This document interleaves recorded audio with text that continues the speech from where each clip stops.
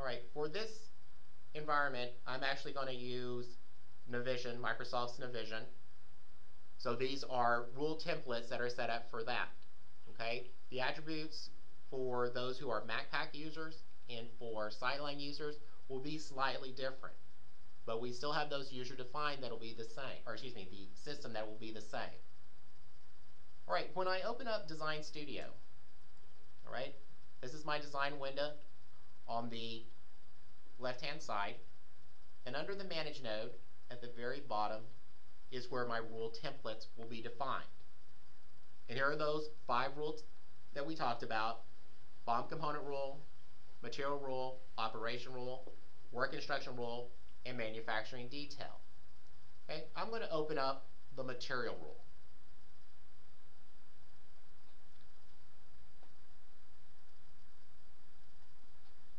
All right, this is a template. You can see in the second column, the type says system or user defined. Okay, so I can visually see when I look at a rule template which ones are supplied by TDCI through the ByDesign configurator and which ones are added after the initial installation. Okay, as I said earlier, we have items that we can set, default values. For my nav, material type is used. That is something that we're not going to use in MacPack or in Sightline. Okay, it's going to be used by nav to determine what type material is this. Is this a manufactured, meaning do I create a production order, or a kitting item? Okay, for my testing, I'm working strictly with manufacturing, so I go ahead and default that value. If I leave it as unassigned, when I create the rule, that field will be left blank. The next column is a yes/no, which just says, do I want to display this particular attribute? We'll look at the material again, type. It says yes, so when I create that material rule, I would see a material type attribute that I need to populate. Okay, we have gone ahead and said that this is a required field. Nav requires a material type, otherwise it cannot create a production order. Whereas like MacPack might require, or has a requirement for the consumption code. Do I consume this? Do I produce this? In the description field, we update the description so that end user understands what these attributes are for. So I'll go ahead and close out of that. And I'm going to go ahead and go to one of my rule sets.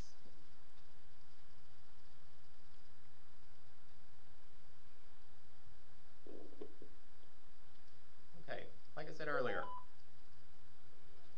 okay, we have 2 configuration modes. We have interactive and we have post-configuration. All right, I want to make sure that everyone understands that post-configuration means rules that are written on this particular tab. If I write rules on the post-component tab, those are rules that will be processed with the interactive. So post-configuration rules written on the post-configuration tab, interactive and post-component rules will be processed during the interactive process. All right, so I'm going to look at my material rule here.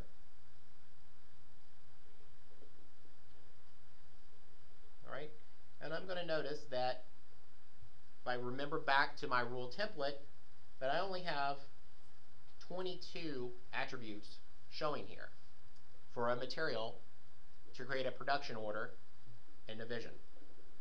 Okay, if you remember back when we looked at the actual template, we had more than 22 attributes. We actually have 40. But I can see that some of these I have changed the enable to no, turning those off because I don't want to see them, I don't want to populate them. They don't do anything for me in my system. Right? Here are my operation rules. Okay? Again, we can notice that the ones up here in gray, 1 through 7, are my system. The ones down here are going to be my user defined. So they're going to be specific to that ERP system. All right, now I link together real quick. I have these materials, operations, work instructions, rules. I have my BOM component rule. Remember I said in Sightline and in MacPack, the BOM component is going to determine where that MO or that job will be created. Between the component ID and the parent ID, if I switch to a material rule, you'll see I still have those same two attributes. If I look at an operation, I have the component material ID, which is the parent ID. This is how I link these components together, so I understand the structure. So here is a BOM component rule to create the end item, that bicycle. Here is a material rule that says, hey, I want you to link back to whatever the parent material ID, see my component ID here, sys cur part number. On the material rule, I'm saying I want you to point back to that. You're a child component or a child material in the manufacturing of this end item. Same thing with my operation. Okay, I have an operation number with a component or material ID that this particular operation belongs. It's that sys cur parts, that end item, that bike. So this is how I make the relationship between, here's my item I'm manufacturing, to the materials and operations being used. Hey, Craig. Yes, ma'am. On the material rule, can you click on the material rule? Sure can. It's showing ISIS part number. The others show cur part. But Bonnie had asked a question right before we got the music, that she noticed that on the material rule we use ISIS part number, and on the BOM component rule for the component ID I use cur part. Alright, now the way these rules are written, okay, when I configure this item, cur part is actually going to be bike. When I look at this one right here, the system part number, that's the item, the line item on the sales order, is going to be bike also.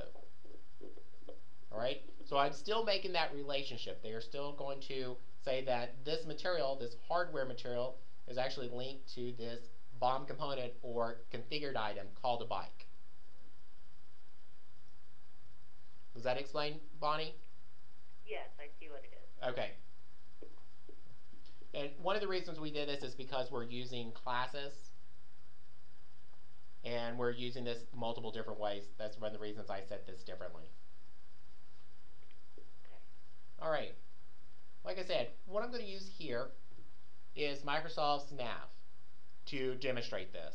We do have a couple of Nav customers on the phone. For the MacPack and the Sightline customers, you know, the by design configuration part is going to be the same. The outputs are going to be there. It's going to be how does your ERP system use the outputs that are written. Okay, so I'm going to actually create a new sales order.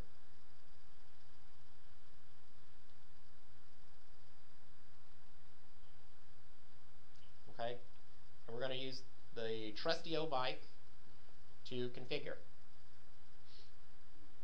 And I'm going to configure this item.